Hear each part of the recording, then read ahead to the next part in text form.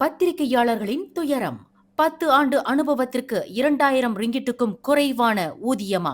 பிரதமர் அன்வாரின் புதிய உத்தரவு. மலேசிய ஊடகத்துறையில் 10 ஆண்டுகள் அனுபவம் கொண்ட மூத்த பத்திரிகையாளர்கள் கூட மாதந்தோறும் 2000த்திற்கும் குறைவாக சம்பளம் பெறுவது ஏற்கவே முடியாத அதிர்ச்சி என பிரதமர் டத்தோஸ்ரீ அன்வார் இப்ராஹிம் வேதனை தெரிவித்தார். இதனையடுத்து ஊடக ஊழியர்களின் நலனை பாதுகாக்க உள்ளூர் ஊடக நிறுவனங்கள் தங்களுக்கென தனிப்பட்ட குறைந்தபட்ச ஊதிய திட்டத்தை உடனடியாக அமல்படுத்த வேண்டும் என்று அவர் அதிரடியாக உத்தரவிட்டார்.